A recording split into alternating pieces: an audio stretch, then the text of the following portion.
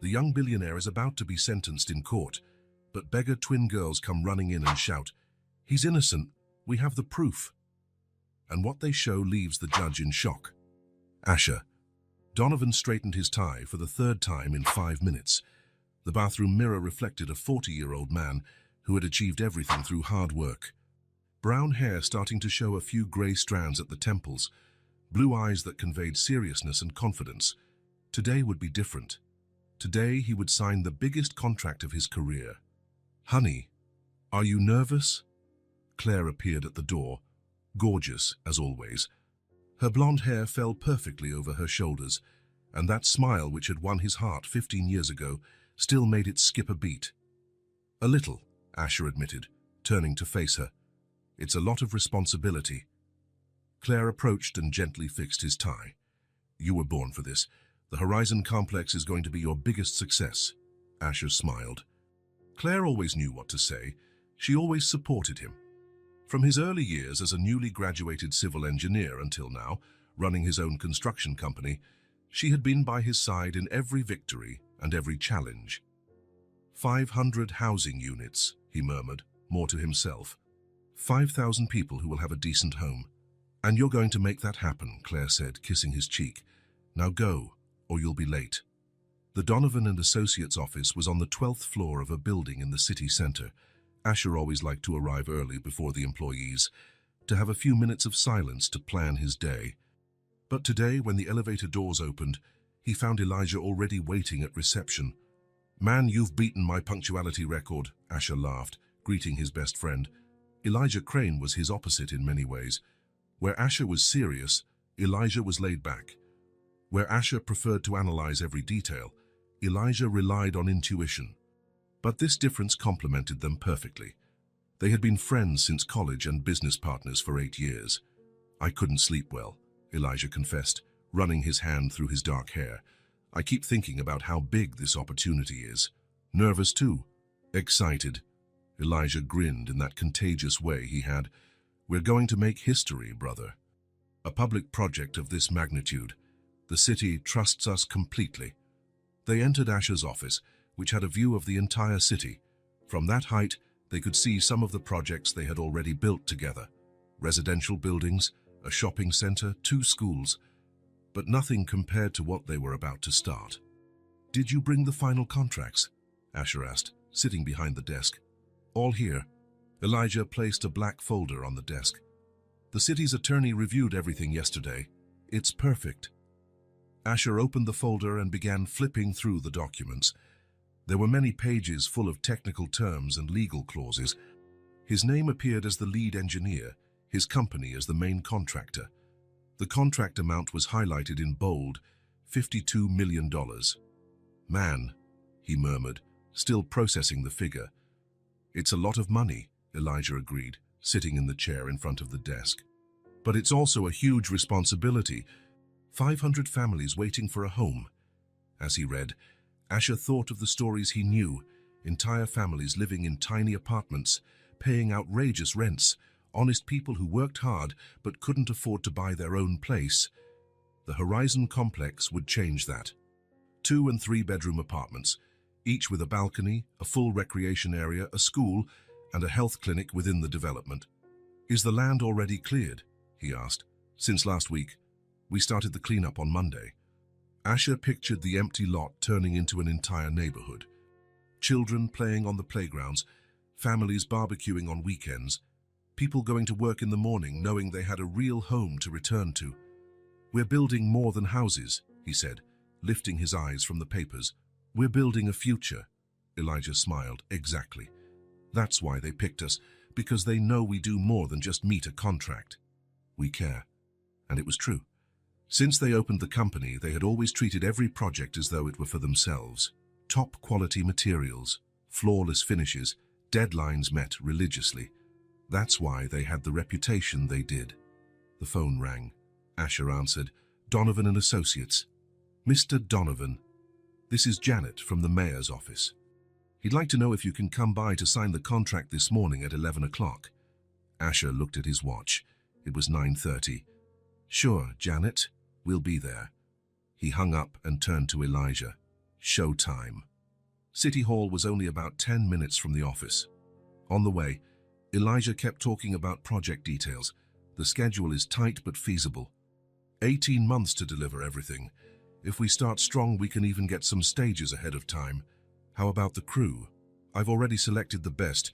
Marcos will lead the structural part, Sandra will handle finishes, and Roberto coordinates all electrical and plumbing. Asher nodded. He had known them for years, competent and reliable professionals. They arrived at City Hall and were greeted by Janet, a friendly woman of about 60 who had worked there for decades. "The mayor is finishing a meeting. Just a few minutes," she said, offering them coffee. Asher took the opportunity to review the contracts one more time. Everything seemed in order. Values, deadlines, technical specifications. His signature would turn those papers into reality. "Gentlemen, you may come in," Janet called. The mayor's office was large and elegant. William Harrison was about 55, gray hair, a firm handshake.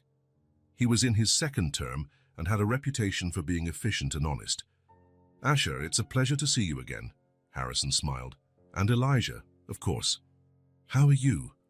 "Very well, Mr. Mayor. Looking forward to getting started," Asher replied. "I can imagine this project is extremely important for our city. It will benefit many families." They sat around a conference table. Harrison had a copy of the contracts in front of him. "Any questions about the terms?" he asked. "No, everything's very clear," Asher said. "We've done smaller projects with City Hall before, so we're familiar with the procedures." "Great. Then let's make it official." Harrison signed first, using an elegant gold pen. Then he passed the documents to Asher. That moment felt suspended in time. The pen in his hand, the contract on the table, $52 million and 500 families depending on that signature. Asher signed each page carefully, his handwriting firm and clear, just as he always did. When he finished, Harrison stood and extended his hand. "Congratulations, Asher. I'm sure you'll do an outstanding job. We won't let you down," Asher promised. They left City Hall with a copy of the contracts and a sense of contained euphoria. It was the biggest project of their careers, but they also knew the hard work was just beginning. "I need to call Claire," Asher said in the car. "She's going to flip out with happiness. And I'll call our team. Monday, we start full throttle." When they arrived at the office, Elijah went straight to his room. Asher spent a few minutes gazing out the window, imagining what things would be like 18 months from now. The Horizon complex finished, the first families moving in, the satisfaction of having made a difference in so many lives. The phone rang, bringing him out of his daydream. "Did you get it?" It was Claire, sounding anxious. "We got it. It's signed." "Oh, honey, I'm so proud of you." Asher smiled. "Now comes the work. A lot of work. You can handle it. You both can. I have a meeting at 2, so I have to go. I love you." "Love you too." After hanging up, Asher returned to the contracts. He wanted to review every clause again, understand all the details. That was how he worked. Meticulous, careful, always seeking perfection. A few minutes later, Elijah appeared at the door. "Dude, I just talked to the cement supplier. They can start deliveries on Monday." "Perfect. And the other materials?" "All arranged." "Oh, and there are some documents here I need you to sign for the release of the first portion of the funds." Elijah placed a few papers on the desk. Asher skimmed them quickly. They looked like standard forms for releasing resources. "Everything's in order. Just needs your signature," Elijah said. Asher grabbed the pen. He trusted his friend completely. 8 years in partnership, hundreds of contracts, and they'd never had a single problem. Elijah took good care of finances and bureaucracy, leaving Asher free to focus on engineering and execution. He signed the documents without hesitation. "Done. When will the money come in?" "By Friday. Then we can start the heavy purchases." The rest of the afternoon flew by. Calls to suppliers, a meeting with the technical team, reviewing the first sketches of the construction site. When Asher finally left the office, it was already past 7 at night. Claire was waiting for him at home with a special dinner. Candles on the table, red wine, even background music. "We're celebrating," she said, beaming. Over dinner, They talked about the project. Claire asked smart questions about the schedule and technical challenges. She had always taken an interest in his work, even though it wasn't her field. "It's going to be tough," Asher admitted. 18 months is very little time for a project that big. But you two are the best. If anyone can pull it off, it's you guys. After dinner, they stayed on the back porch, looking up at the stars. Their home was in a quiet residential neighborhood, away from downtown noise. Asher loved those peaceful moments. "Do you know what makes me happiest?" he said to Claire. "It's not just the money or the prestige. It's knowing that we're going to change so many people's lives." Claire held his hand. "That's why I love you. You always think of others." On Monday, the Horizon Complex construction site was buzzing. Trucks arriving, equipment being unloaded, workers marking the ground.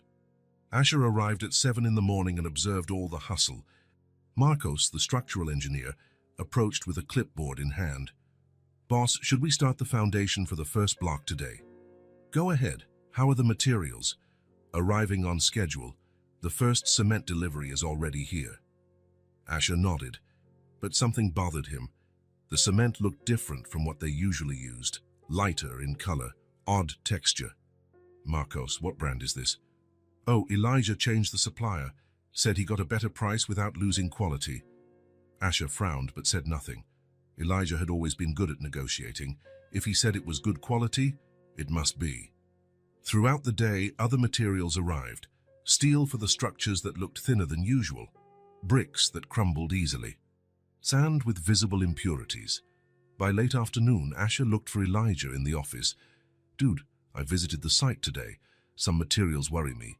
Elijah didn't even raise his eyes from the computer. "Relax, brother. It's all within technical specs. I just got better prices." "Are you sure? The cement looked strange." "Are you sure?" "The cement looked strange. I checked everything personally. It's a new brand on the market, but the quality is guaranteed." Asher was still a bit uneasy, but decided to trust. Elijah had never let him down before.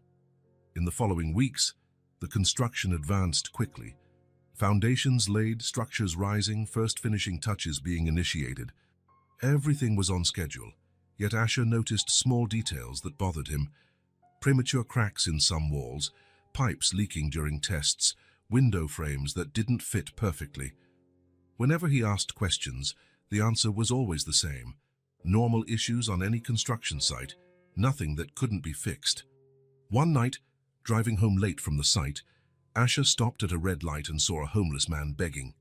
The man looked about 50, wearing dirty clothes, a tired expression. Asher rolled the window down and handed him some coins. "Thank you, sir. God bless you." "You're welcome. Things will get better." The man smiled. "I heard they're building some affordable housing nearby. I hope it's true." "It is true. It'll be ready in a few months." "It'd be a dream to have a little place of my own."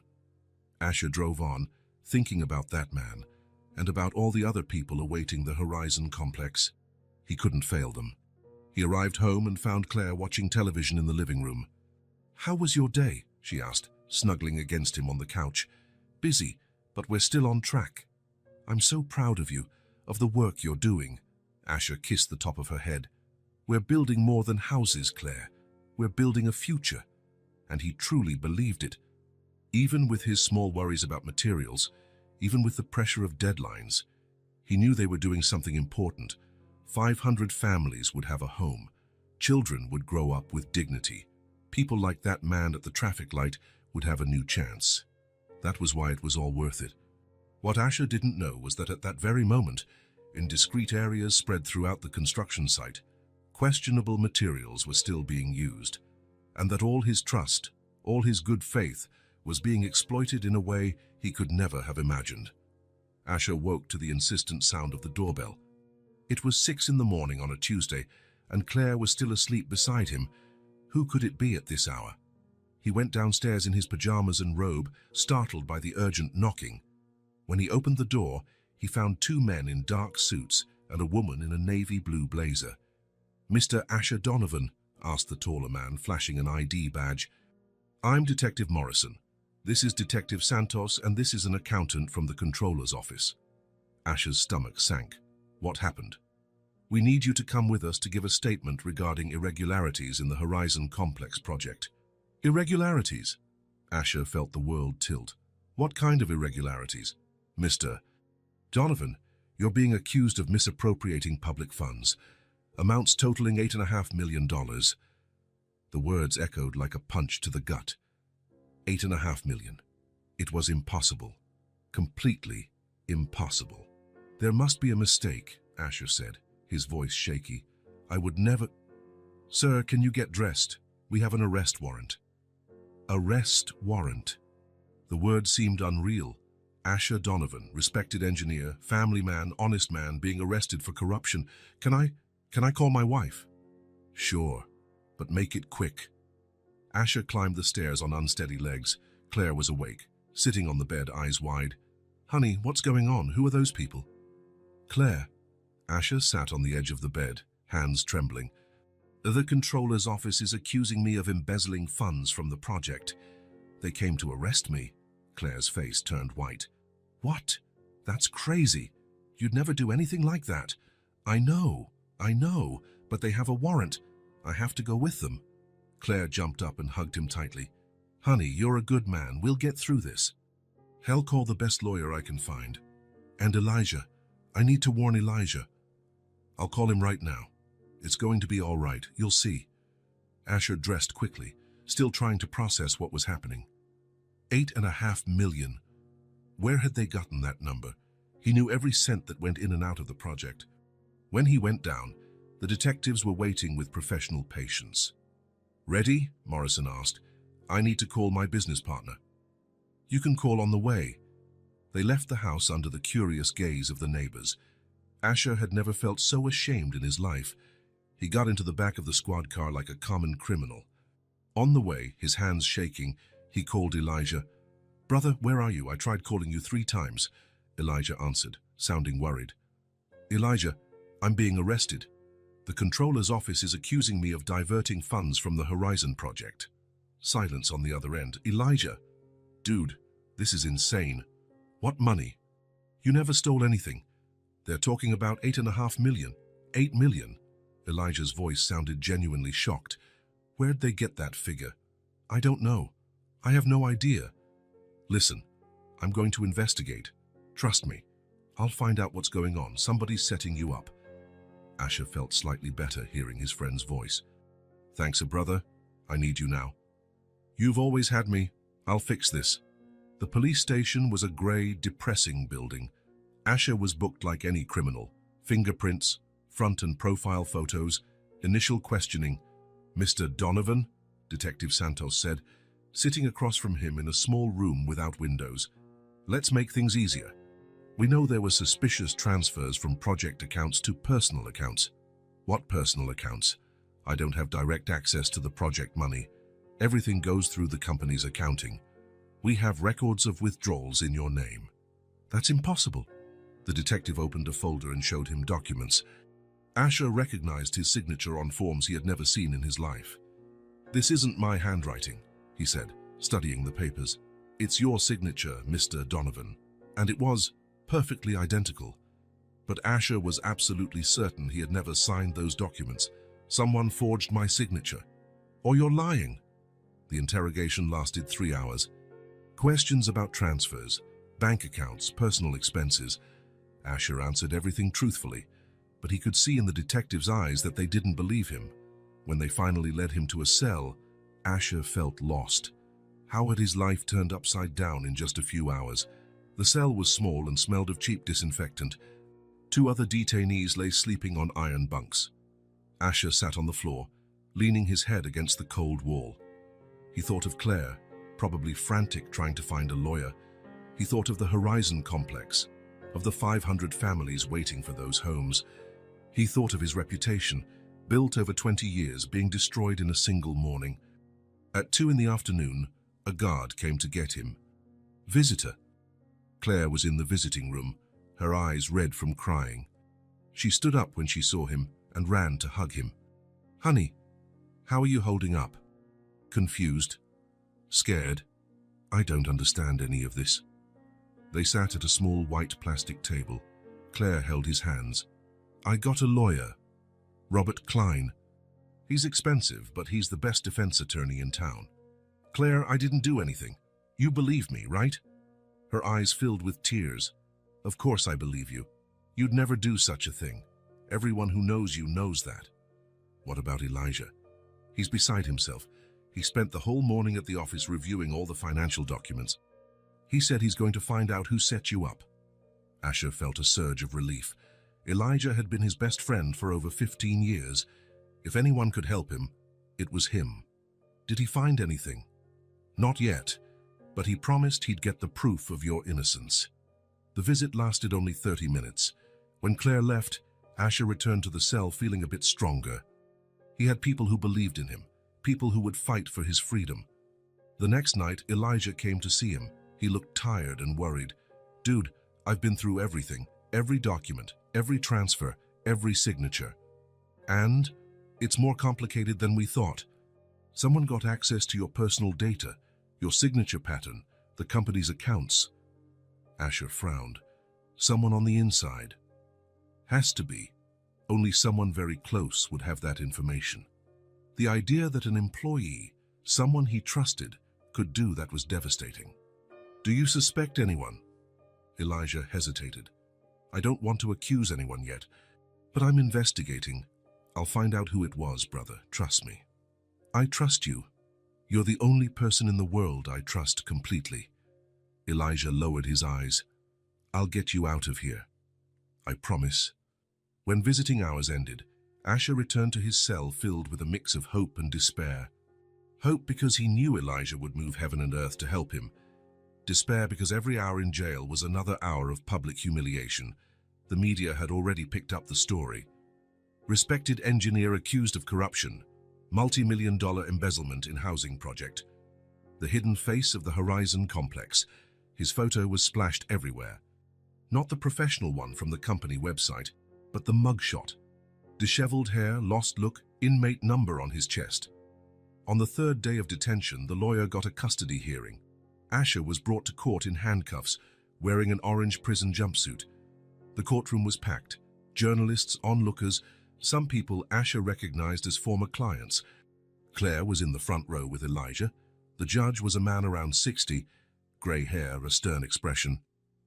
Mr. Donovan, you stand accused of misappropriating public funds in the amount of $8,500,000. How do you plead? Not guilty, Your Honor. The prosecution has presented substantial evidence against the defendant, said the prosecutor, a young man in glasses. Signatures on transfer documents, suspicious bank transactions, discrepancies between purchased materials and those actually used on the construction site. Klein, Asher's lawyer, Aaron rose. Your Honor, my client is a respected engineer with a 20-year spotless career. The evidence presented is circumstantial and may have other explanations. The judge studied the documents for a few endless minutes.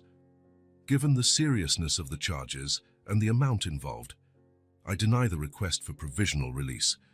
The defendant will remain in preventive custody until trial. Asher felt his world collapse. More time in prison, more humiliation, more suffering for Claire. As he was led back to the cells, he passed by Claire and Elijah in the hall.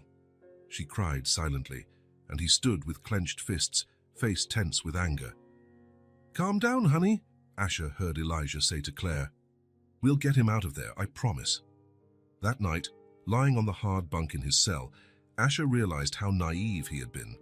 He had always believed honesty and hard work were enough, that doing the right thing would protect him. Now he was learning the world was more complicated, that some people were willing to destroy innocent lives for money, that even an honest man could be turned into a criminal by others. But there was one thing he was sure of. Claire and Elijah were on his side. They knew the truth. They would fight for him. They were the only people in the world he could still trust completely. What Asher didn't know, as he tried to sleep in that cold, noisy cell, was that his trust was once again being betrayed. That the two most important people in his life were exactly those who had orchestrated his downfall. And that, at that very moment, on the other side of the city, they were celebrating the success of their cruel plan together. Maya woke up with her stomach rumbling. Next to her, Under the bank's abandoned awning, Mel was still asleep, curled up like a kitten. It was 6 in the morning, and the city was starting to wake. The twins were 6 years old, their brown hair uncombed for weeks. They wore dirty, torn clothes, shoes so worn their toes poked through, but their brown eyes still shone with that childlike curiosity that even life on the streets couldn't extinguish. "Mel, wake up," Maya whispered, gently shaking her sister. Mel opened her eyes slowly. "I'm hungry." "Me too. Let's look for something to eat." They stood up and folded the piece of cardboard they used as a bed. It was important to keep it, because at night it got cold, and that bit of protection could mean the difference between sleeping or staying awake shivering. They walked through the empty downtown streets. Some shops were opening, but most were still closed. They passed a bakery where the smell of fresh bread made their stomachs growl even louder. "Could we ask for a roll?" Mel asked. "We tried yesterday. The man said he doesn't give anything for free." They kept walking until they reached a street with restaurants. That was where they usually found something in the trash, especially late in the afternoon when the leftover lunch food was thrown out. But it was morning, so the trash bins were empty. "Should we wait?" Mel asked. "That's too long. Let's check the Italian place." Bella Vista was an upscale restaurant on the corner. At night, it was always busy. Fancy cars parked out front, well-dressed people going in and out. Maya and Mel approached the dumpster in the back alley. They rummaged through plastic bags looking for any edible leftovers. "Maya, look!" Mel pointed to something shining among the trash. It was a cell phone. Not very new, but it seemed to work. The screen was cracked, but it still lit up. "Does it still work?" Maya picked it up. She pressed a button and the screen turned on. It had battery. "Wow, look, there's a camera," Mel said excitedly. It was the first time the girls had held a phone in their hands. Back when they lived with their grandmother, she didn't have money for that kind of thing. And since they'd been on the streets, such gadgets were an impossible luxury. "Let me see." Maya fiddled with the buttons until she found the camera. They started taking photos of each other. Mel made funny faces. Maya copied poses she'd seen in magazines tossed in the trash. They laughed for the first time in days. "Look, it also records video." Maya discovered the video function. They were filming themselves playing when they heard voices approaching. Instinctively, they hid behind a large dumpster. It was a reflex they had learned on the streets. Whenever adults came, it was safer to hide. 2 people came out the restaurant's back door, a blonde woman in high heels and a dark-haired man. They spoke quietly, but with the urgency of people who don't want to be overheard. Maya was still holding the phone, which was still recording without her realizing. "Everything's going according to plan," said the woman. "He signed everything without knowing." "Perfect," replied the man.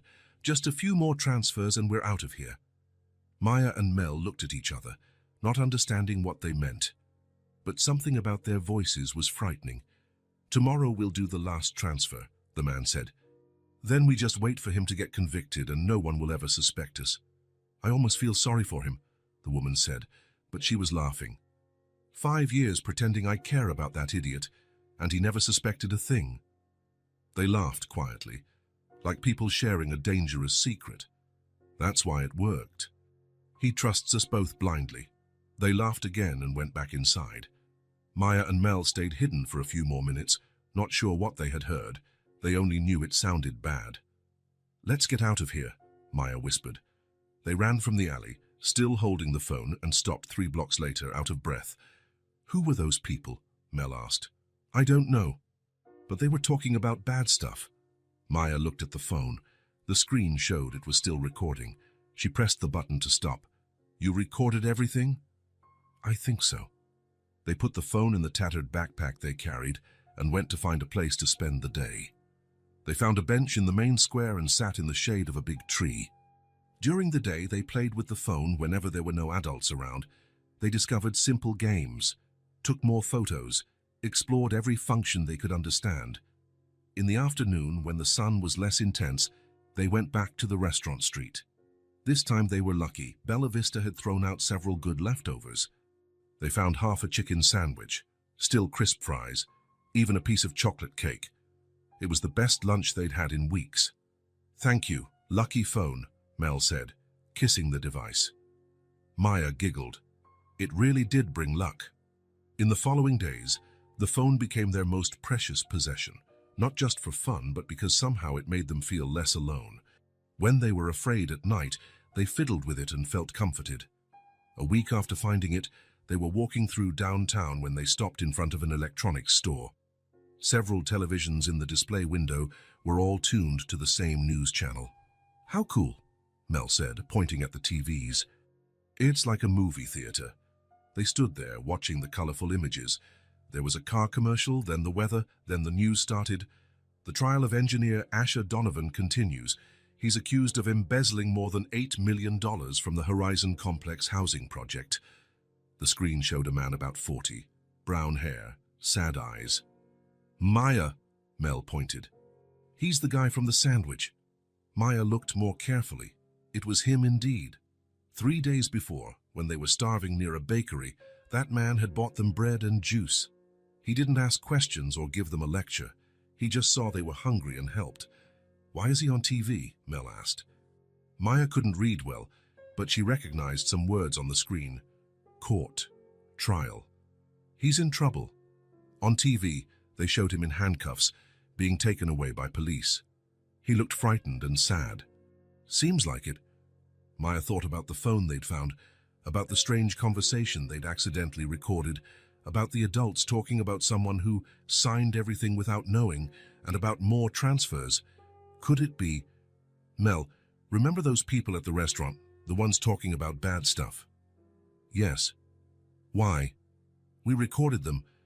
They were talking about someone who signed without knowing, and this guy is being accused of something." Mel still didn't fully understand, but Maya was starting to piece things together. It was hard for a 6-year-old to grasp the whole picture, but she had a gut feeling it was important. "We have to go," Maya said suddenly. "Go where?" "Where he is. He needs us. But we don't know where that is." Maya looked back at the TVs. Below the image of the courthouse was an address. She couldn't read every word, but she recognized the street name. It was near the big church. "I know where it is. It's behind the big church." "What are we going to do?" Maya wasn't sure.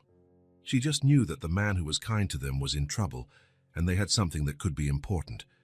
"We're going to show the phone to someone. The recording might help him." Mel nodded, still not fully understanding, but trusting her sister. They left the electronics store window and started walking toward the courthouse. The phone was safe in Maya's backpack, along with their few other belongings. As they walked, Maya tried to recall exactly what the adults had said. He signed everything without knowing.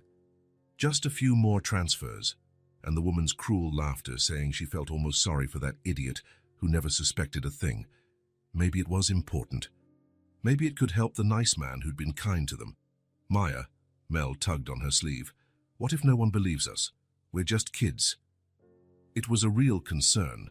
Adults rarely paid attention to what street kids had to say, especially dirty, ragged ones like them. "But we have the recording," Maya said. "That's proof, right?" "I think so." They kept walking.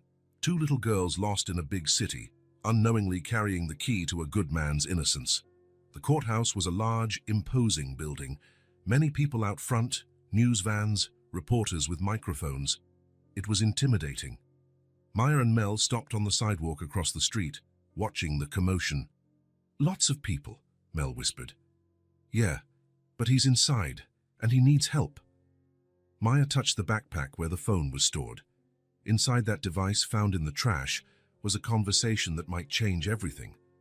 She didn't fully understand the adult's words, but she knew the difference between a good person and a bad one.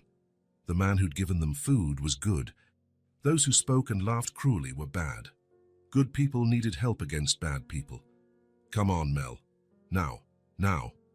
The 2 girls crossed the street, heading toward the courthouse with the kind of determination only children have when they know they're doing the right thing. They didn't know they carried the proof that would save Asher Donovan. They didn't know that the phone they found in the trash held Claire and Elijah's entire confession.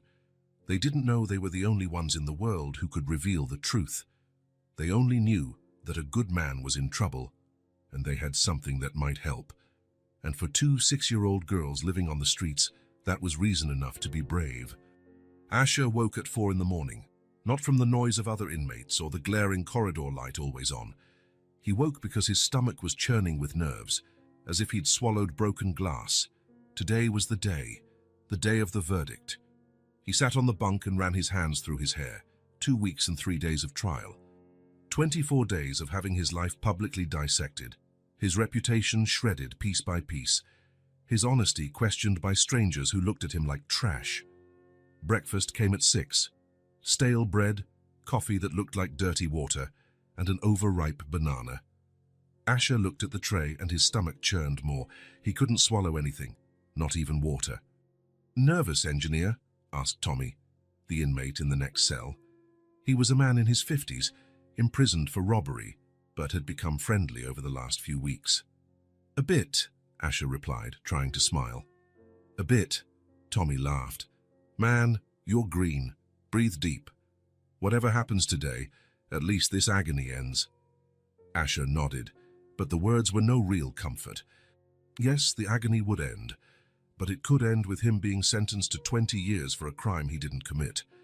At 8, the guard came for him. "Donovan, get ready. Court in an hour." Asher put on the suit Claire had brought. It was navy blue, the same one he wore the day he signed the Horizon Complex contract. Back then it felt like a victory uniform. Now it felt like funeral attire. He looked at himself in the cracked cell mirror. The man staring back was a stranger, face too thin, dark circles like craters, hair that had gone partially grey overnight. 40 years old, but looking a decade older in a few weeks. His hands trembled as he tried to fix his tie. 2, 3, 4 tries until he managed a decent knot. "Calm," he murmured to himself. "Whatever happens, happens." But deep down, he knew his life hung on the next few hours. If he was found guilty, he would lose everything. The company, the house, his reputation. Claire would have to sell it all to pay debts. Elijah would be left alone trying to salvage what remained of Donovan and Associates. The ride to the courthouse felt like it both lasted forever and passed in an instant. Asher gazed out the squad car window, watching the city he helped build roll by in a blur. How many projects had he done here? How many families lived in houses he designed? And now everyone thought he was a thief. The crowd outside the courthouse was bigger than in previous days. Journalists, cameras, curious onlookers for the final show. Asher lowered his head getting out of the squad car, but still heard the shouted questions merging into a cacophony. "Mr. Donovan, how do you feel on verdict day? Will you confess if convicted? Any words for the 500 families left high and dry? Do you really believe you'll go free?" Klein, his lawyer, guided him firmly through the crowd. "Ignore everything, look straight ahead and keep walking." Inside the courtroom, the atmosphere was tense. The room was packed, people standing in the back. Asher felt hundreds of eyes on him, judging him, condemning him before the judge even spoke. In the front row, Claire sat beside Elijah. She wore an elegant black dress, like she was going to a funeral. Her eyes were puffy and red. When she saw him, she waved discreetly and tried to smile, but it came out crooked and painful. Elijah only gave a brief nod, his face serious, worried, but determined. He had been like that for the past months, promising to uncover the truth, to find the real culprit. At least Asher wasn't alone. Claire and Elijah had stood by him since day one. They were the only people in the world who still believed him. Judge Palmer entered at 9 on the dot. A tall, thin man, completely grey hair, known for tough sentences.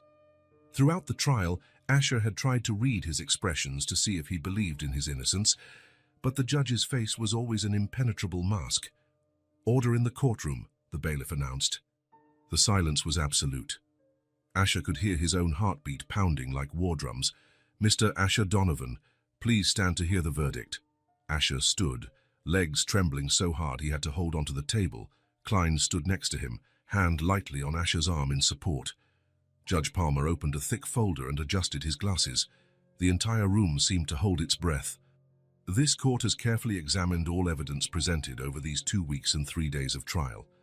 We heard testimony from 23 witnesses, 5 experts, and reviewed more than 200 financial documents."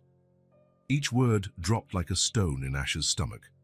Evidence against the defendant includes signatures on fund transfer documents, bank transactions not satisfactorily explained, and significant discrepancies between the materials purchased and those actually used in building the Horizon complex.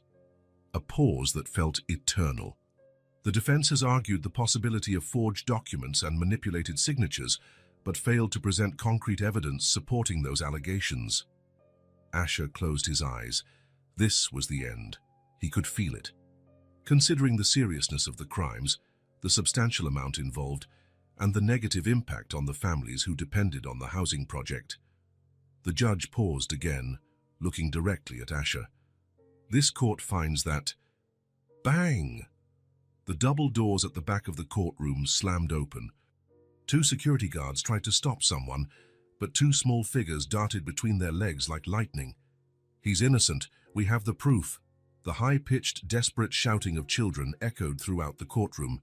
Asher turned, completely confused, having no idea what was happening. Two little girls, about 6, ran down the center aisle as if their lives depended on it.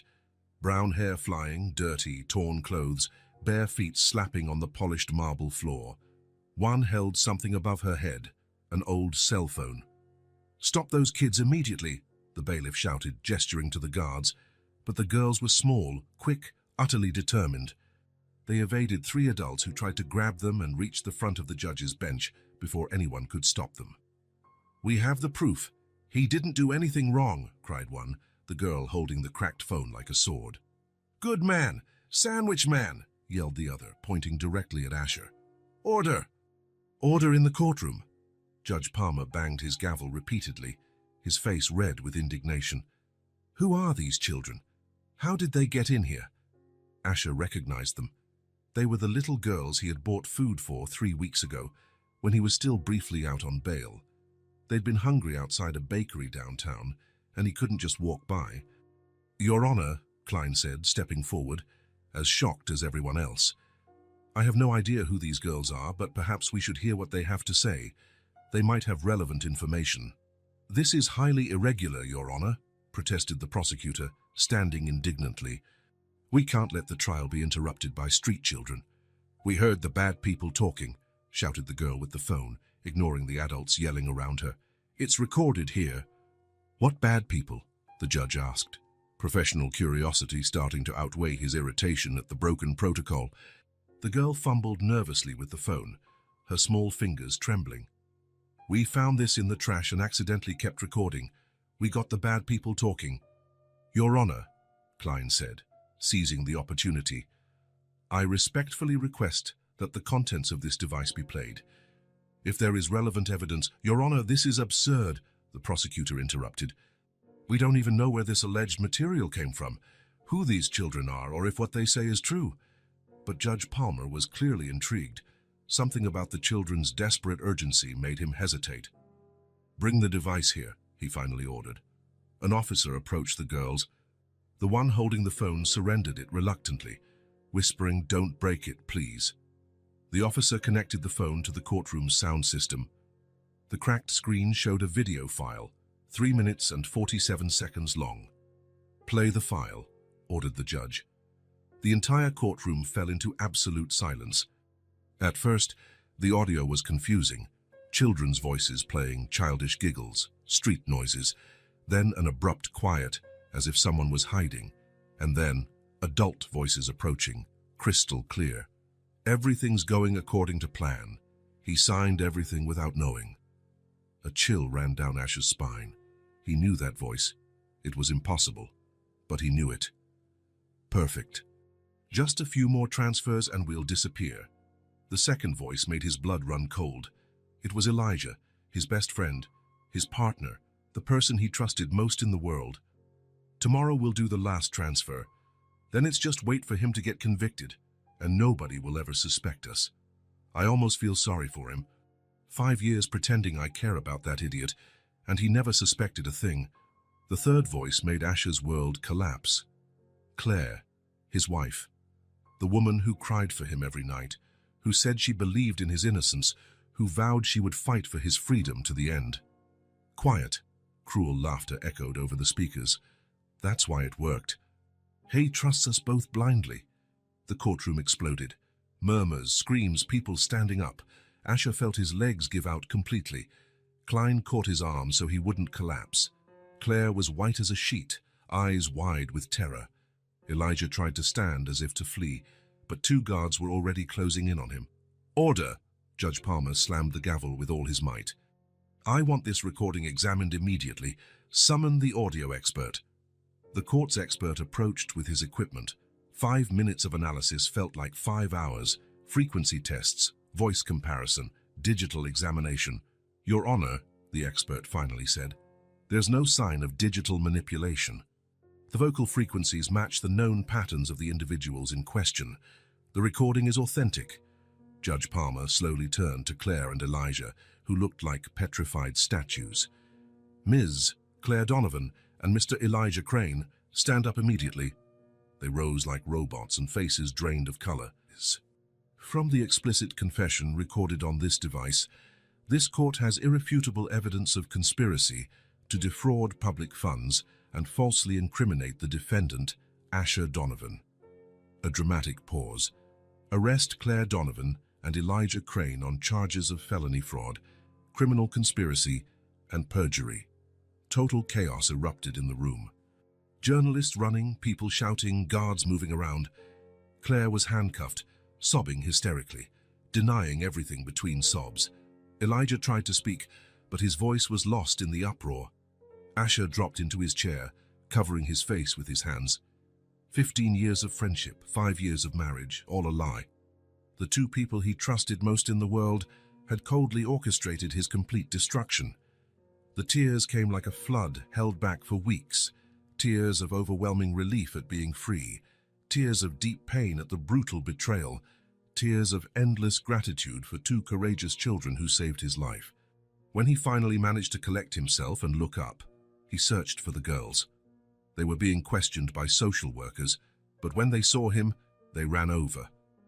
"Good man won't be sad anymore," one asked, her big eyes full of concern. Asher knelt on the courtroom floor and pulled them into a tight hug, not caring about the hundreds of cameras capturing every second. "You," he said, voice choked, "you saved me." The social workers approached, talking about protocols and procedures. Maya and Mel stepped back, suddenly scared by all the commotion around them. "We gotta go," Maya whispered to Mel. Before Asher could say anything else, the two girls ran for the exit, disappearing into the crowd of journalists and onlookers. He stayed there on his knees in the courthouse, watching his saviors slip away. Two abandoned kids, living on their own on the streets with nothing but each other, had given him back his life, his freedom, his dignity. And now they were gone, like apparitions that show up to work miracles and then vanish. It was the kind of miracle he had never believed in. But it had just happened, right in front of him. The key turned in the lock as though it were the first time. Asher pushed the door open slowly, half expecting the house to look different after so many days. But everything was just the same.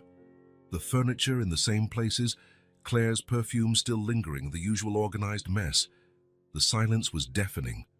He dropped the keys on the entry table and stood in the middle of the living room, unsure what to do. For weeks, he dreamed of this moment, coming home free, innocent, returning to normal life. But now that he was here, everything felt strange and empty. The house had 3 bedrooms, 2 bathrooms, and a modern kitchen Claire loved. They bought the place 5 years ago, right after their wedding. It was the symbol of everything they had built together, the future they planned. What a false life they had lived. He walked over to the living room shelf where they kept framed photos. The first one he picked up was from his college graduation in engineering. He and Elijah side by side, mortarboards on, huge smiles. 20 years ago. They had been young, full of dreams. "We're gonna conquer the world, brother," Elijah had said that day. Asher ran his finger over the frame. How had his best friend become his worst enemy? How could 15 years of friendship turn into a lie?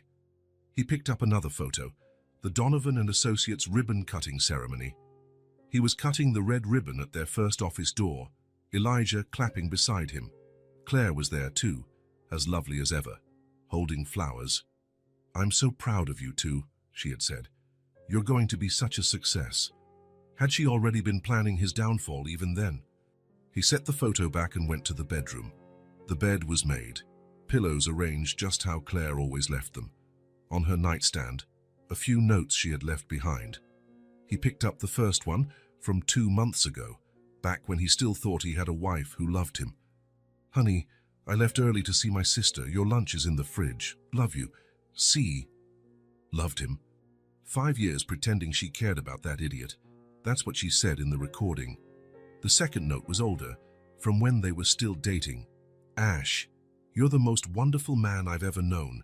I can't wait to be your wife and build a beautiful life together. All my love, Claire." Asher sat on the edge of the bed, paper trembling in his hands. Was anything real? The kisses, the embraces, the promises of eternal love? Or had it all been part of a scheme to get his money? He remembered the day he proposed. Romantic dinner at a fancy restaurant, diamond ring. She cried tears of joy, or faked tears of joy. "Yes, 1,000 times yes," she had shouted, kissing him in front of everyone. Lies, all lies. He went to the closet and opened Claire's drawers. Expensive clothes, jewelry, imported perfumes. She always wanted the best of everything, always said she deserved nice things because she worked so hard as a lawyer. But her salary was never enough for that standard of living. He was the one who paid most of the bills, the house, trips, fancy restaurants. And she accepted it all as if it were her right. "Claire said she loved me," he murmured to the empty room, "but she only wanted my money." The truth hurt worse than any physical blow. He returned to the living room and poured himself a whiskey. The first sip burned his throat, but the second was easier. He sat on the couch where they used to watch movies on Sundays. He picked up the cell phone. Dozens of unread messages. Journalists wanting interviews, curious neighbors, some former clients offering support. He deleted them all without reading. There was a framed photo on the coffee table from last Christmas, 3 months ago. He, Claire, and Elijah toasting with champagne, all smiling and happy, like a family. How blind he had been. He thought of the recording the girls found. Elijah and Claire laughing at him, calling him an idiot, celebrating how they had fooled him. 5 years of marriage, 15 years of friendship, all built on lies. How could my partner, my best friend, do this to me? The question echoed through the empty house, unanswered. He recalled all the times Elijah reassured him about the cheap materials on the site. "Relax, brother. I checked everything personally." All the times Asher had signed papers without reading, trusting blindly in his friend, all sorted out. "Just need your signature." And he signed, always signed, because he trusted him. The phone rang. It was Klein, his lawyer. "Asher, how are you?" "Alive. Free, betrayed, but alive. I can only imagine. Want to talk about next steps. We can sue both of them for everything they've done. Later, Klein. Right now, I just want to be alone. I understand, but don't isolate yourself too much, okay? You have real friends too." After he hung up, Asher wondered if that was true. How could he know who his real friends were after discovering the closest people in his life were his worst enemies? He went upstairs to the home office. On the desk were old contracts and blueprints for projects they'd done together. Memories of when he believed he had a loyal, honest partner. He picked up a photo from Elijah's graduation as top engineer in their class. Elijah had been best man at Asher's wedding, even cried during his speech. All an act. He put the photo away in a drawer. He didn't want to see it anymore. The sun was setting when he went back downstairs. The house felt bigger and emptier by the hour. It had always been full of life, laughter, conversations. Now it was just a cold space filled with false memories. He didn't feel like shouting. He didn't feel a rage to break things or punch walls. He only felt a profound sadness and a bitter understanding of reality. He had been used for 5 years, for 15 years. The two people he trusted most had betrayed him in the most brutal way. But at least he now knew the truth. At least 2 brave children had appeared in his life to show him who truly cared about justice. 2 little girls with nothing to gain by saving him, who did it anyway. They were the real thing. While Claire and Elijah were only pretty masks hiding rotten hearts, he poured himself another whiskey and toasted alone in the empty living room. "To the truth," he said to the silent walls, "no matter how much it hurts." And it did hurt. It hurt more than anything he'd ever felt. But at least it was real. Asher woke up with a mission. For the first time in weeks, he had a clear purpose. Find the two girls who saved his life. After showering and dressing, he left home determined. He didn't even know their names, but he knew they lived on the streets downtown. That was the place to start. He drove to the area where he first met the girls weeks ago, near the bakery. It was a busy commercial neighborhood during the day, full of shops and restaurants. At night, the entrances and doorways turned into shelter for those with nowhere to sleep. He parked and walked the streets, passing a dozen homeless people, but none were the twins. He asked some if they knew two little girls, but nobody could say. "Sir, aren't you that engineer from TV?" asked a man around 50 says, sitting on a corner with a paper cup. "Yes. I read in the paper that you were proven innocent." "That's good, man. We folks on the street can recognize good people." Asher was touched by that. "Thank you. Do you by any chance know two little twin girls, about 6, who live around here?" The man thought for a moment.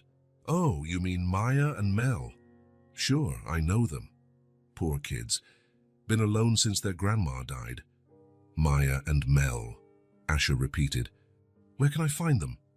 "They usually hang around the San Juan bakery in the morning on the street behind us. Then they go look for food in the restaurants. At night they sleep by the closed bank's awning, 2 blocks that way." Asher handed the man some money and headed to the bakery. It was a small, simple shop with a few sidewalk tables. He looked around but didn't see the girls. "Excuse me," he asked the counter clerk. "Did you see two little twin girls here today?" "You mean Maya and Mel? They came by this morning, but didn't buy anything. They never do. They just stand there looking at the bread." Asher's heart twisted. "They come by every day. Almost poor things. Sometimes we give them leftover bread from the day before, but the boss doesn't like it much." "What time do they usually come back?" "Late afternoon, around 5. That's when we discard whatever didn't sell." It was 2 in the afternoon. Asher decided to wait. He bought a coffee and sat at one of the sidewalk tables, watching the street. In the next 3 hours, he saw dozens of people go by. Rushing executives, mums with strollers, students carrying heavy backpacks, all with places to be, homes to return to. At 5:10, he spotted them. 2 little girls holding hands, walking slowly down the sidewalk. Tangled brown hair, dirty and torn clothes, bare feet, but it was them. He recognized the bright, clever eyes that had saved him in court. Maya and Mel approached the bakery carefully, as they always did. They peered in the window, then sat by the wall, waiting to see if anything was left over. Asher got up and walked toward them. "Hello, girls." They looked up, alarmed, but when they recognized him, they smiled shyly. "It's the court man," Maya said. "The nice man," Mel added. Asher knelt on the sidewalk to be at their eye level. "You saved my life. I don't even know how to thank you." "We just showed what was on the phone," Maya said, shrugging. "You did much more than that. You gave me back my life." Asher took a deep breath. "I want to repay you. How about starting with a meal? I'd like to get to know you better." The girls exchanged glances. They were clearly hungry, but also wary. Life on the streets had taught them caution with adults. "Just a meal?" Mel asked. "Just a meal. You choose where." Maya pointed to a burger place across the street. It looked simple but clean and welcoming. "They have tasty hamburgers. We've seen them through the window." "Then let's go." They crossed the street together. Asher noticed how people stared at them. A well-dressed man with 2 obviously homeless children. Some looks were curious, some judgmental. They sat at a back table. The girls sat side by side, still a bit intimidated. "Order whatever you like," Asher said, handing them menus. Maya and Mel looked at the options with wide eyes. It was clear they rarely got to choose their food. "Can I get a burger with fries?" Maya asked timidly. "And a chocolate milkshake," Mel added. "Of course, whatever you want." When the waiter came, the girls ordered burgers, fries, milkshakes, and even a slice of pie to share. Asher only asked for coffee. "Aren't you going to eat?" Maya asked, concerned. "I'm not hungry. You two go ahead." As they waited, Asher observed them. Definitely twins, but Maya seemed older and more protective, while Mel was quieter, always looking to her sister before speaking. "Your names are Maya and Mel, right? A man on the street told me." "Yeah," Maya confirmed. "He told you about us." "He did. Said you're well known around here." "We've been on the streets for a long time," Mel said, as if it were the most normal thing in the world. When the food arrived, they devoured it with a hunger that broke Asher's heart. But they still made sure to share everything equally, each watching that the other got enough. "Is it good?" Asher asked. "Really good," they both said at once, making him smile. "Maya, Mel," he said gently, "can I ask how you ended up living on the street?" They stopped eating for a moment. Maya wiped her mouth with a napkin and took a deep breath. "Grandma died," she said simply. "Your grandma took care of you." "We always lived on the street with her," Mel explained. "Since we were babies, Grandma said our parents left when we were born." "Your grandma was homeless too?" Asher asked gently. "Yes. She knew the best places for food and where to sleep safely," Maya continued. "She taught us to ask good people for help and how to run from bad people." "And when she died," the twins exchanged a painful look. "It was last winter. She was sick, coughing a lot," Mel said, her voice sad. "We tried to take care of her, but we didn't know how," Maya added. "One morning, she just didn't wake up." Asher's heart clenched. "And you've been alone ever since?" "Yeah. Grandma always said if something happened to her, we should stick together. One would take care of the other. And that's what you do." "We take care of each other," Maya said proudly. "Grandma taught us everything. Where the best food is, where it's dangerous, how to ask for help." "How long have you been alone?" "Since the big cold," Mel said. "It was cold, then hot, and now it's getting cold again." Asher realized they were talking about nearly a year. 2 children, barely 5 or 6 at the time, alone on the streets through 4 seasons. "How do you find food? Where do you sleep?" "We know all the places Grandma showed us," Maya said. "Restaurants that throw out good food, people who give coins, safe places to sleep." "Grandma said you have to know the city like the back of your hand," Mel added. "And we do." "Aren't you afraid?" "We have each other," Mel said, holding Maya's hand. "Grandma said as long as we're together, we can handle anything." The love between them was tangible. Amid all the adversity, they had each other and had built their own little world of mutual protection. "Your grandma was a wise woman," Asher said, "and you two are very brave." "Grandma always said we were special," Maya said, smiling for the first time. "Why are you special?" "Because even though we have nothing, we always help people who need it," Mel explained. "Grandma taught us that. Like when you helped me in court." "Yes, Grandma said good people help good people," Maya nodded. "And you were nice to us that day at the bakery," Mel added. "You gave us bread and juice without us asking." Asher remembered that meeting. It was a few days before his arrest. He saw the girls hungry and simply bought food for them, without a second thought, a small gesture that built a connection. "You gave me everything," he said, his voice cracking. "You gave me my freedom, my dignity, my future. I can't thank you enough." "You already did with this tasty meal," Maya said, smiling. "Grandma used to say good deeds always come back," Mel added. Asher took a deep breath. "Now or never. Can I give you something in return? A home?" The girls stopped eating and looked at him with wide eyes. "A home?" Mel repeated, as if she wasn't sure she heard correctly. "Yes, a real house. Warm beds, daily meals, clean clothes. And you'd stay together. Always together." Maya and Mel exchanged a long, silent look. "But we don't know about houses," Maya said, confused. "We've always lived on the street." "I can teach you. And you can teach me. You know more about courage and loyalty than I do." "Really?" Mel asked, eyes shining. "Really. But only if you want to. I won't force anything." They looked at each other again, then back at him. "Will there be food every day?" Maya asked. "Every day. And a soft bed, the softest I can find. And we won't be separated? Never. I promise." Maya gripped Mel's hand tighter. "Mel, what do you think?" Mel looked at Asher with those large, serious eyes. "Grandma said when we do something really good, heaven sends us something good in return." Her words struck Asher deeply. "Do you think I'm the good thing heaven sent?" The girls smiled at the same time. "We think so," they said together. Asher felt tears prick his eyes. Two children who'd lost everything, living off scraps, trusting no one, were now willing to trust him. "Then it's settled," he said, holding out his hands. "My heroes can't stay on the streets. Come with me." Maya and Mel took his hands, one on each side. "We're going home," Maya repeated, testing the words. "Our home," Mel corrected, smiling. And for the first time since discovering Claire and Elijah's betrayal, Asher felt complete. Not because he had recovered his old life, but because he was starting a new one, with two daughters sent by heaven to save him, and whom he could now save in return. The first place Asher took Maya and Mel was a children's clothing store at the mall. They walked slowly, hand in hand, wide-eyed at all the bright, colorful displays.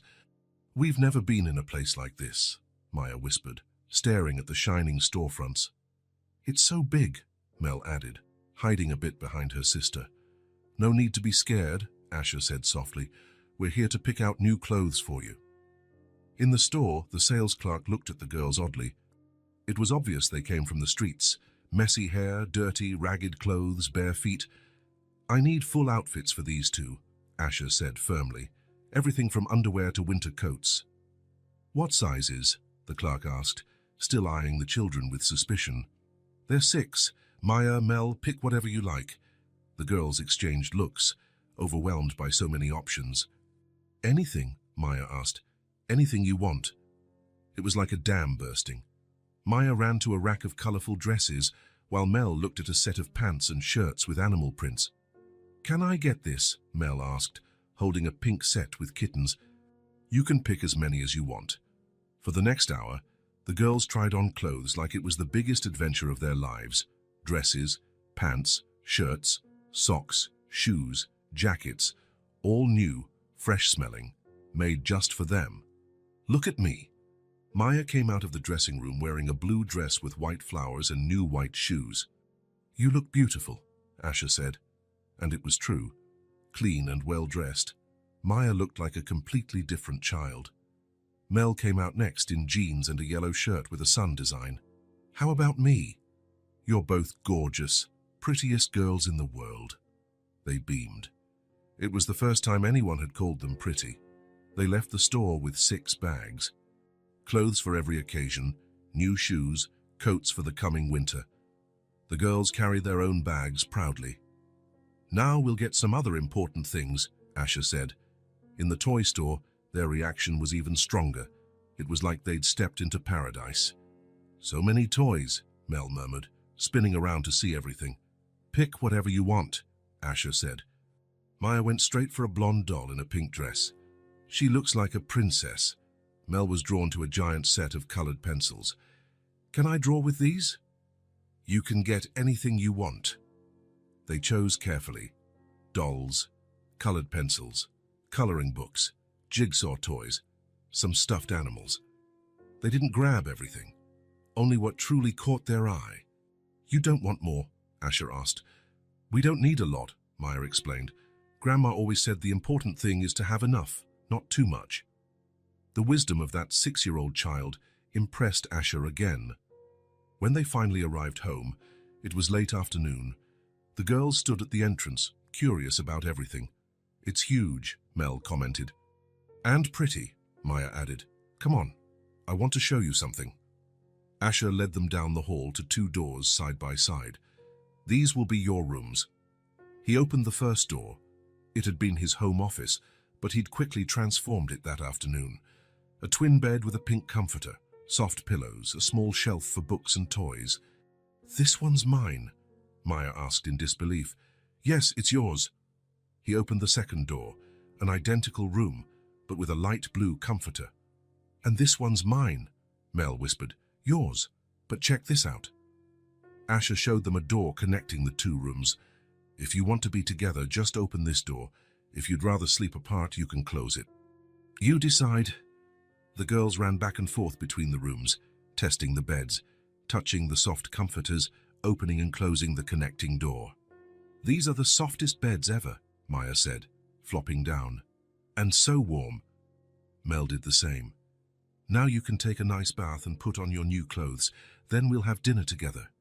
Bath time was a whole new adventure.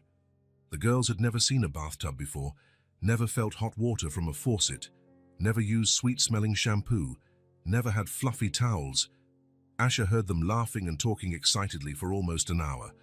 When they emerged, they were unrecognizable. Clean, shiny hair, pink cheeks, wearing new clothes. They looked like two little princesses. "So you look beautiful," Asher said, touched. "And we smell good," Maya giggled. "And we're all clean," Mel added. During dinner, they ate heartily but politely.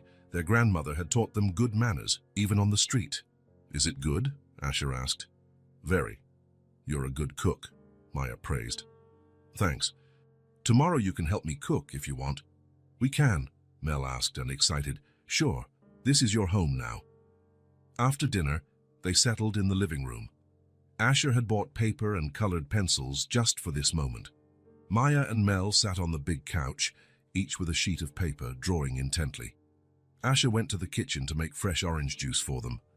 When he returned with the glasses, he watched them drawing. Maya was making a house with a family of 3 in front. Mel was drawing colorful flowers and a smiling sun. "Nice drawings," he said, handing over the juice. "Thanks," Maya replied without lifting her eyes. Asher sat in an armchair, just observing. It was amazing how their presence transformed the house. There was life, quiet laughter, and whispered conversations between them. "Asher," Maya said suddenly, looking up. "Yes. Do you have kids?" The question caught him off guard. "No. I was married to Claire, but I'm filing for divorce." "Why are you getting divorced?" Mel asked, curious. "Because I found out she didn't really love me." "She tricked me." "Like we tricked you in court?" Maya asked, confused. No, you saved my life. Claire did the opposite. She tried to destroy it." The girls looked at each other, processing that. "So now you have no family?" Mel asked. "I have you," Asher answered without hesitation. "And we have you." Maya smiled. "Exactly." Mel put down her pencil and got up from the couch, climbing into Asher's lap. "Can I call you Dad?" The question was so natural, so sweet, that Asher felt tears welling up. "Only if you want to." "We do," Maya said, also coming closer. "Then you can call me Dad." "Dad," Mel tried out the word, smiling. "Daddy," Maya tested a variation. "Whatever you prefer to call me." Both nestled against him, Mel on his lap, Maya leaning on the arm of the chair. "Dad," Mel said again, "are we going to live here forever?" "If you want." "We do," they said in unison. They stayed like that for a while, just enjoying the moment. It was the first time in months that Asher felt truly at peace, and the first time in their lives that Maya and Mel felt truly safe. "Should we play something?" Maya suggested. "What do you want to play?" "We don't know many games," Mel admitted. "Then I'll teach you." Asher taught them simple games like rock, paper, scissors. They learned quickly and soon were laughing, competing with each other. "Dad, you lost again." Maya laughed after winning for the 5th time. "You two are too clever," Asher laughed as well. It was amazing how the house had changed. Where there had been silence and sadness, there was now laughter and conversation. Where there was emptiness, now there was life. By 9, the girls were yawning. "I think it's bedtime," Asher said. "Already?" Mel pouted. "We'll play more tomorrow, now you need rest." He walked them to their new rooms. Maya chose to sleep in her own bed, but left the connecting door open so she could talk to Mel. "Good night, Maya," Asher said, kissing her forehead. "Good night, Daddy." In the other room, he tucked Mel in as well. "Good night, Mel." "Daddy," she said, holding his hand, "thank you for giving us a home. Thank you for giving me a family." When Asher went back downstairs, the house was silent again. But it was a different silence, no longer the empty loneliness. It was the comforting quiet of a home where loved ones slept safe and sound. He glanced at the girls' drawings, still scattered on the couch. Maya's drawing showed a house with 3 figures out front, a tall man and 2 little girls holding hands. Over it, in shaky letters, was written, "My Family." Mel's drawing had bright flowers and 3 hearts connected with the names Maya, Mel, and Daddy.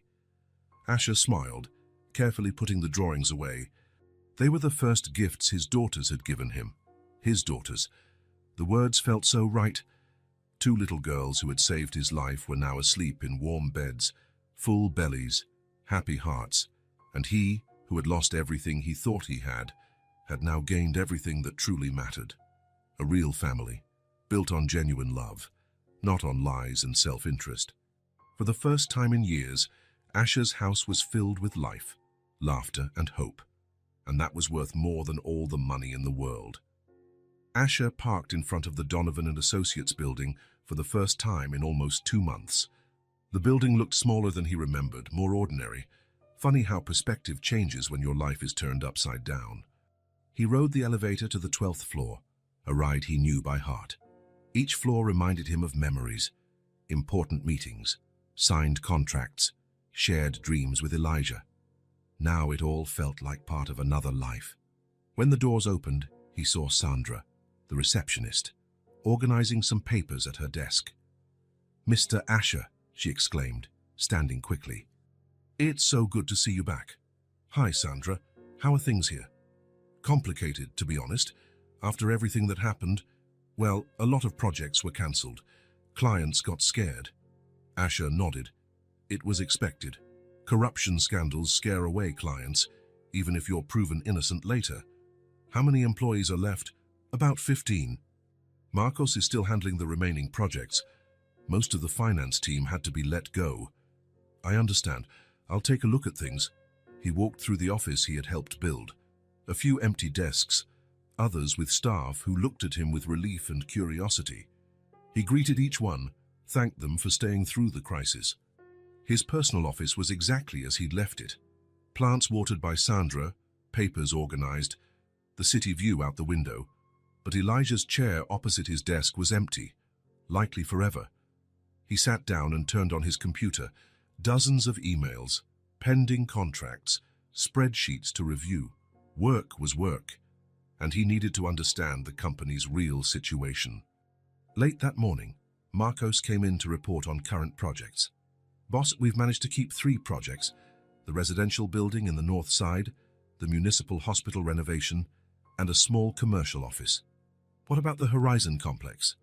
"Completely shut down. City Hall cancelled the contract after the scandal. They're looking for a new firm." Asher sighed. It was inevitable, but still painful.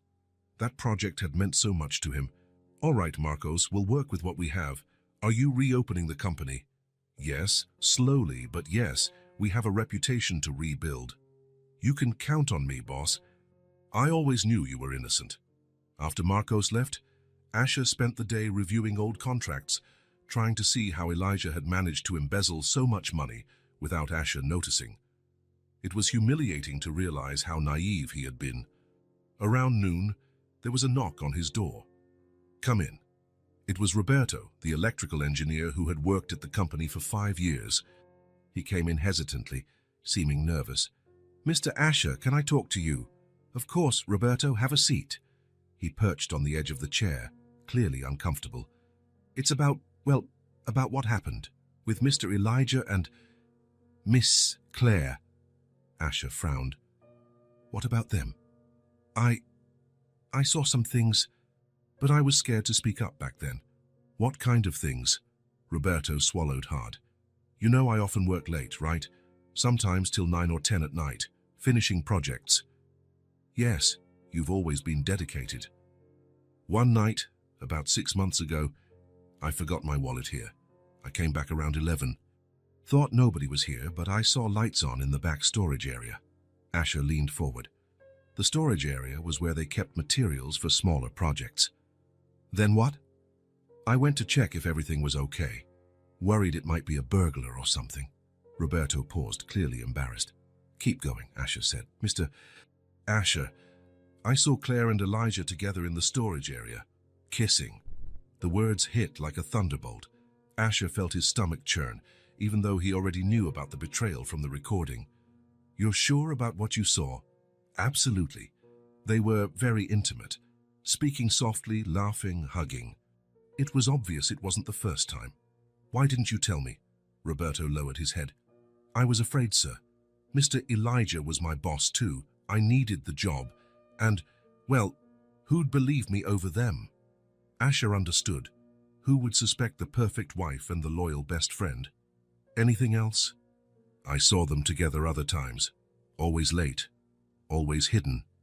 Once she even parked her car a block away and came on foot. They thought no one was watching.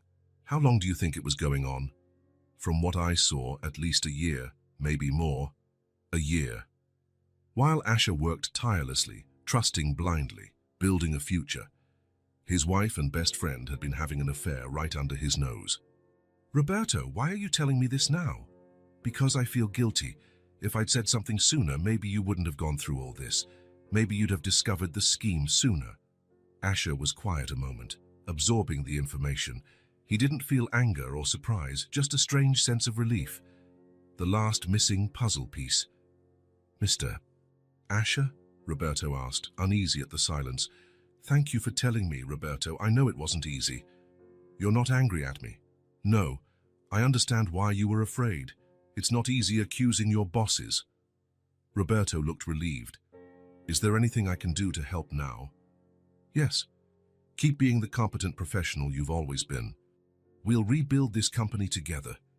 Yes, sir. After Roberto left, Asher stood alone by the window, staring out. Now he knew everything. The betrayal wasn't just financial, it was complete. Claire and Elijah hadn't just stolen his money. They'd mocked his feelings, laughed at his trust.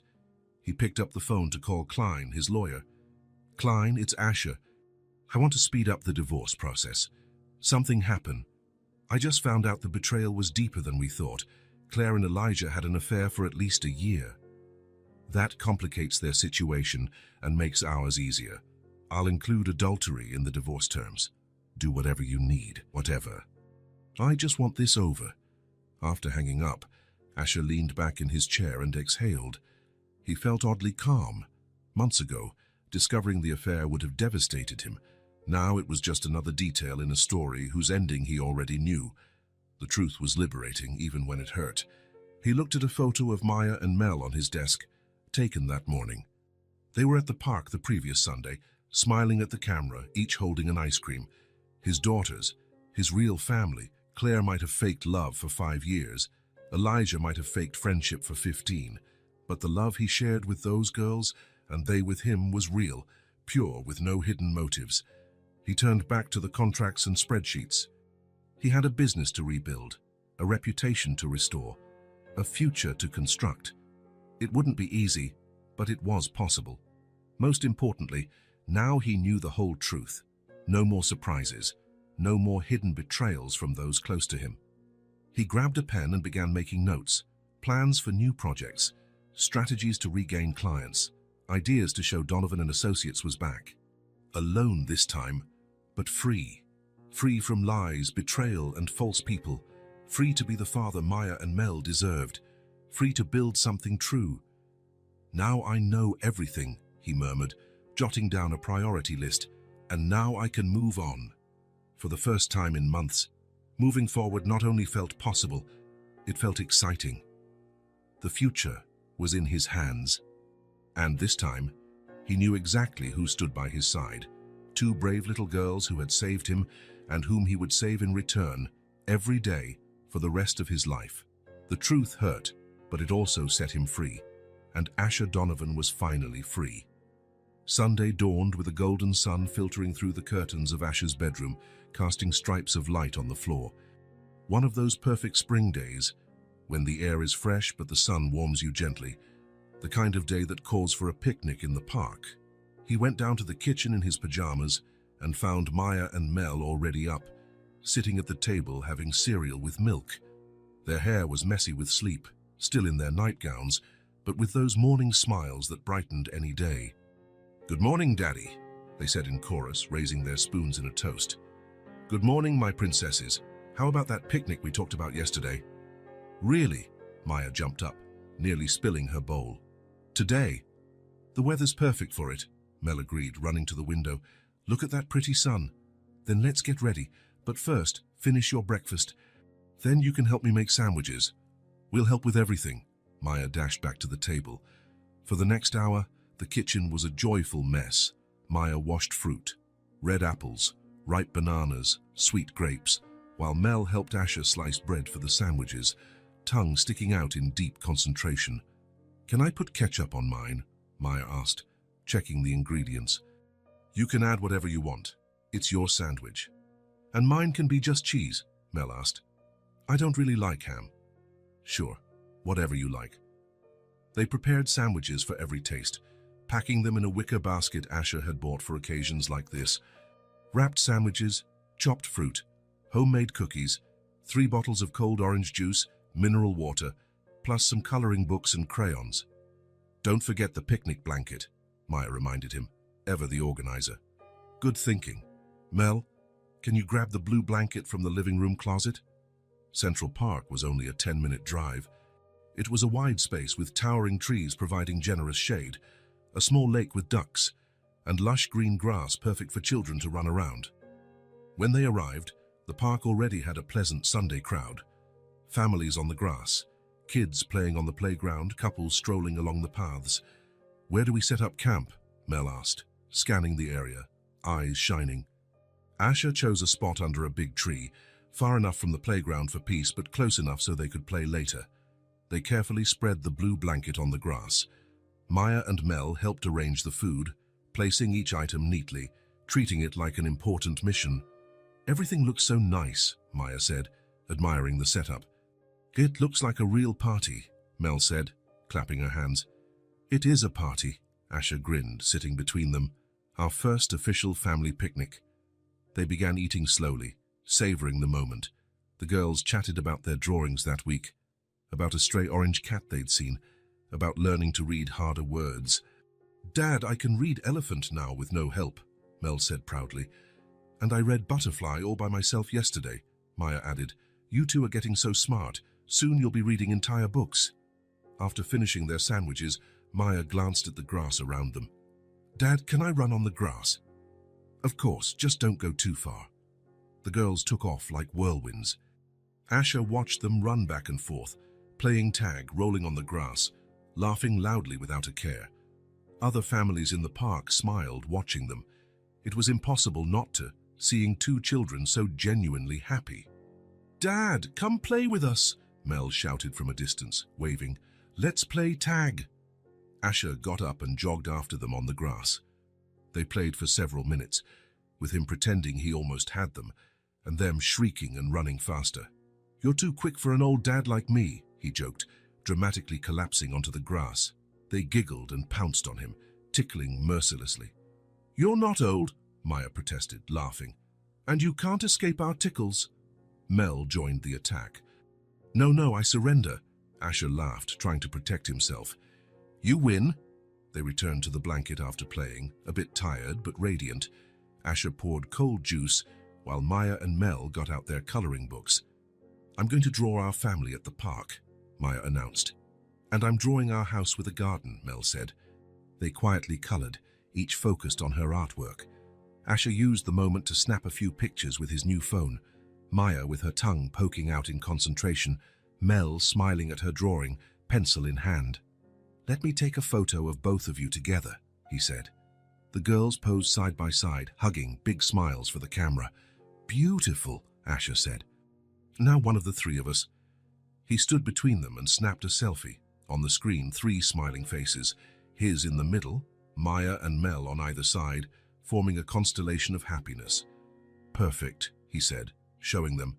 "Can we print it and put it on the fridge?" Mel asked. "Of course, let's make a family album." An older woman walked by and smiled at them. "What a lovely family you have. Your daughters are adorable." "Thank you," Asher replied, chest swelling with pride. "Are they twins?" she asked. "Yes, Maya and Mel." "They're lucky to have such a caring father." After the woman left, Maya looked at Asher thoughtfully. "Dad, she said we're your daughters." "You are." "But," Maya hesitated, "can we call you Dad for real?" "Officially?" He thought it was already settled. "Why do you ask?" "Because we weren't born from you," Mel explained. "We don't have your blood." Asher knelt on the blanket to be eye level with them. "Listen carefully. Family isn't just blood. Family is loving each other every day, caring for each other, being there for each other. Family is wanting the best for each other always. The girls listened intently. "Do you care about me?" he asked. "A lot," they both replied. "And I care about you. That makes us a real family. No need to ask. You're already my daughters." Maya and Mel lit up. "So you're our real dad," Maya confirmed. "I'm really your dad." "And we're really your daughters?" Mel asked. "You're truly my daughters."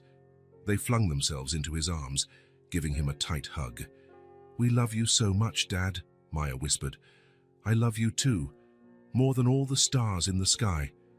They stayed there, hugging, in a perfect moment. Around them, the park went on, families playing, children running, birds singing.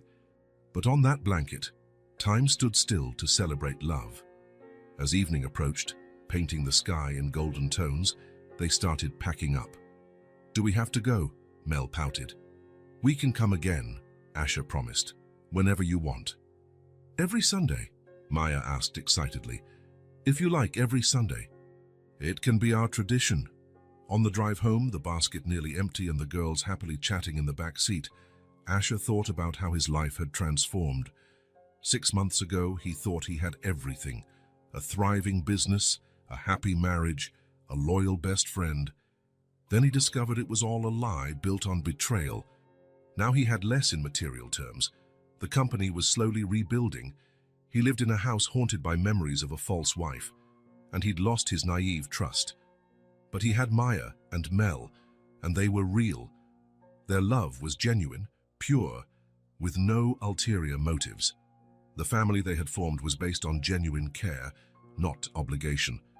When they arrived, the girls dashed off to stick their new drawings on the wall. Asher put away the picnic things. In the basket, there were leftover fruit, coloring books, and 3 empty juice bottles, reminders of a perfect family day. He heard the girls laughing in their room, discussing where to hang each drawing, recounting the day, planning for the next Sunday. Asher sat on the couch looking around. The house felt different, full of children's toys, kids' books on the shelves, their pictures everywhere like little suns.